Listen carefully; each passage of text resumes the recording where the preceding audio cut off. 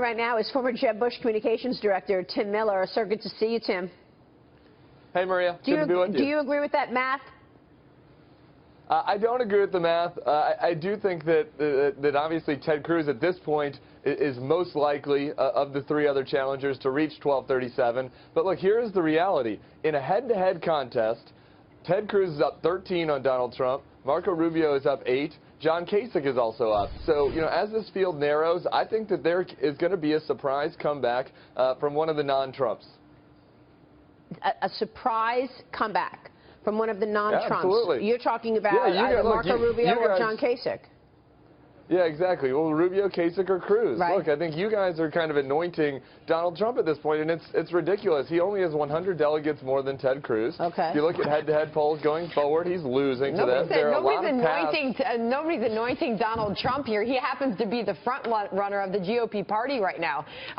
So he's leading the conversation. He continued to on the stage last night. We can't deny that. But could you speak on behalf of Jeb Bush? I mean, what's he doing right now? Apparently, all these candidates have been spending some time talking to him.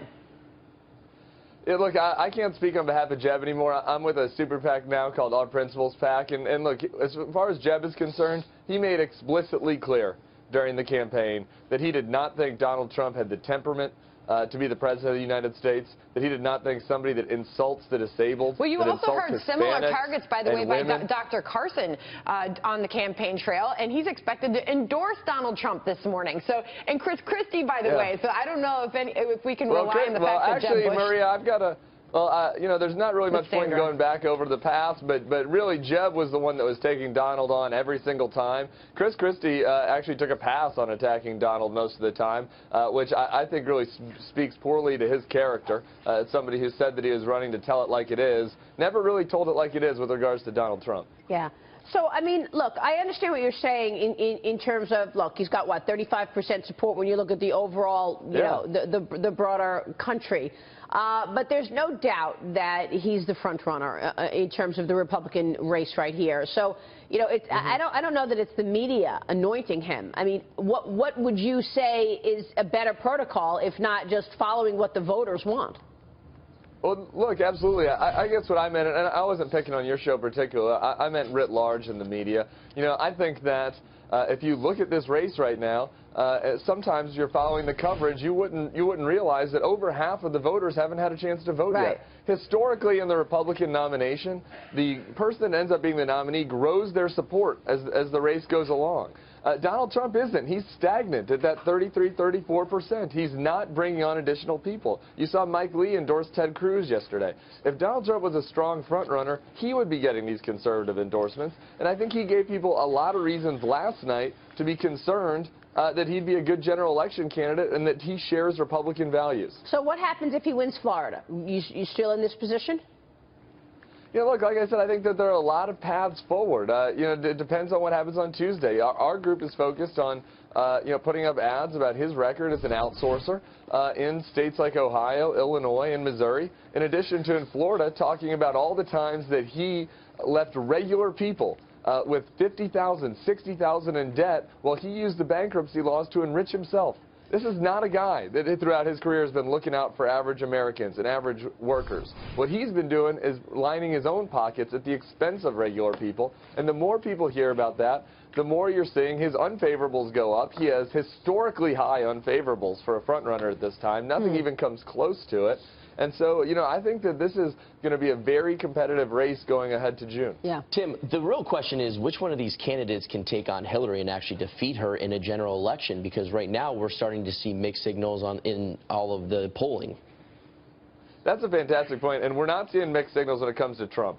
I don't know what he was talking about on the stage last night about polls with him beating Hillary. It's hard to find one.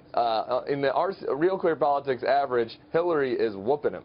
And if you look at with the general electorate, his favorability, he has 67%, two-thirds of the general electorate do not like Donald Trump. That is Bill Cosby territory. That's Bashar Assad territory. He is extremely unpopular. You can't win a general election like that. And with his treatment of women and Hispanics You saw his campaign manager manhandle the female reporter, and Donald Trump wouldn't apologize for that last night.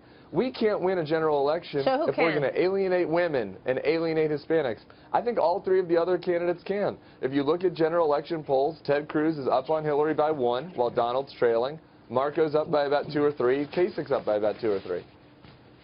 Tim, Tom Friedman had I thought, excellent column in the New York Times the other day, saying that when people try to criticize Trump on the issues, which you just have, and a lot of us, can take issue with him, we're kind of missing the point, because he doesn't appeal to people on the issues. He appeals to people via their gut. And nobody else, whether it's Hillary or Ted Cruz or Marco Rubio or John Kasich, seems to be able to appeal to voters' guts in the way that Donald Trump can. How do you get past that? Yeah, look, I think that's why our group is advertising and educating voters about what I was talking about, his history of hurting regular people. And so if in your gut you say, I think Donald Trump's looking out for me, well, he's been alive for 70 years. Look at his record. What has he ever done to help a regular person and not himself? I thought last night the one moment that was really telling about Donald Trump is when he was asked about Tiananmen Square, he talked about the strong leadership of the Chinese. No, I'm sorry, Donald. It's not strong to kill innocent civilians who are out there protesting, fighting for freedom of speech and freedom of the press. It was the protesters that showed strength. And Donald Trump's values are not in line with our party. And I think that as people are making that case, that's why you see his negative ratings to be so high. So, Tim, who are you supporting right now?